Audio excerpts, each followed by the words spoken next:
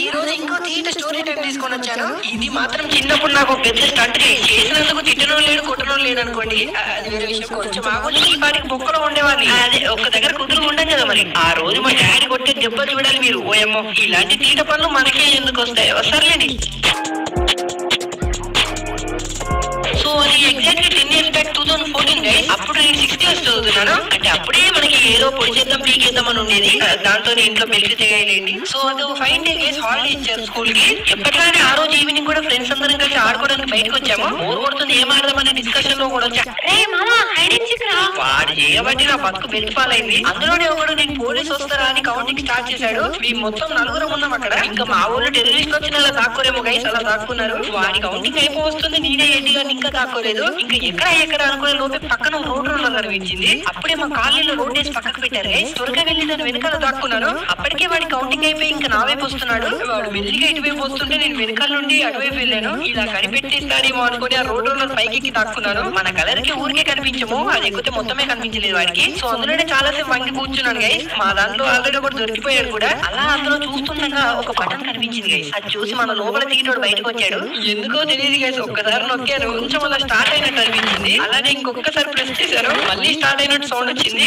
ఎన్ని చూసామని గట్టిగా నొక్కితే నిజంగానే స్టార్ట్ అయిపోయింది. దానికి కీస్ ఉంటాయో కూడా తెలియదు, స్టార్ట్ అయిపోయింది. అదే చేతితో గేర్ అన్ని కూడా కొంచెం ముందుకన్నారు. అంతే, ఇంకా ఆ రోజే తీట పనులు లాస్ట్ అనుకోలేదు గైస్. అది మెల్లిగా కదలడం మొదలెట్టింది. అయ్యా, ఇంకా నాకు అర్థం కాలేదు గైస్. మా ఫ్రెండ్స్ కూడా అమ్మ సూపర్ మ్యాన్ అన్నట్టు చూసారు. అది చూస్తున్నారని ఎచ్చలకి ఎక్కి కూర్చున్నారు. అప్పుడు అర్థమైంది ఇంకా అది ఎటు తింపిడే తిరగదని. దాన్ని ఎలా ఆపాలో కూడా అర్థం కావట్లేదు. మన దరిద్రం ఏంటంటే ముందంతా జనాలే ఉన్నారు. మా బట్టగాలు కప్పలా నోరు తెరిచారు కానీ ఎవరిని పిలవట్లేదు. ఎవరినో ఒక్కరిని గుద్దేస్తానేమో అనుకుని ప్యాడ్ తడిపేసుకున్నాను.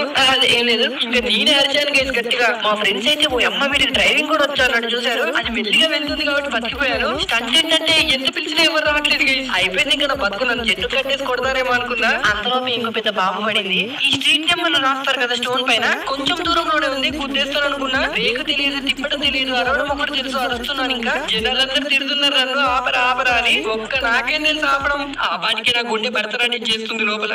ఎవరో ఇంట్లో కూడా చెప్పేశారు గైస్, మీ వాడు రోడ్ రోలర్ మీద కోతేస్తున్నాడని. అంతలోపే దానికి కూడా వెళ్ళి గుద్దేశారు. దిక్కుమాలను అస్సలు ఆగట్లేదు. దూకేద్దామా అనే లోపే మా డాడీ పరిగెత్తుకుంటూ వచ్చి దాని పైకి ఎక్కేశాడు. నన్ను కొడతాడా లేదా దీన్ని ఆపుతాడన్న టెన్షన్ ఎక్కువ. మొత్తానికి ఎలాగో ఆపేశాడు. ఇంకా నా వైపు నొక్కిచ్చాడు కదా సత్యం అనుకోండి. కిందికి దించేశాడు. ఇంకా అక్కడ ఉన్నదంతా నన్నే తిరుగుతున్నారు. అదెందుకు ఎక్కావు, దాన్ని ఎందుకు స్టార్ట్ చేసావని. ఇంకా మా బట్టలలో అర్జెంట్ గా చదువు వేసి రోడ్ వేయడం నేర్చుకోరు శివాజీ అన్నారు. కానీ మొత్తానికి ఎవరికి ఏం కాకుండా దాన్ని పార్క్ చేశాం గైస్ చెట్లలో. అప్పటి వరకు కూడా మా డాడీ ఇంకేం అనలేదు నన్ను. దాని ఓనర్ వచ్చి అరవడం మొదలెట్టాడు. ఇంకా కొట్టడం స్టార్ట్ చేశాడు. వాడు అటు అరుస్తుంటే మా డాడీ ఇటు కొడుతున్నాడు. ఇంటి పక్కన అమ్మాయిని కూడా చూసారు గైస్. ఇంకా అప్పటి నుండి చూడట్లేదు నన్ను. అంటే చెంపలు ఎర్రబడ్డాయి సిగ్గుకి, అదే దెబ్బలకి. బయట కొట్టింది ట్రయల్స్. ఇంకా లోపలికి తీసుకెళ్లి ఉతికాడు కదా. ముందు చెయ్యి, తర్వాత చీపురు, దాని తర్వాత బెల్ట్. అబ్బబ్బబ్బా, లైన్ లో పడ్డాయి మాటలు.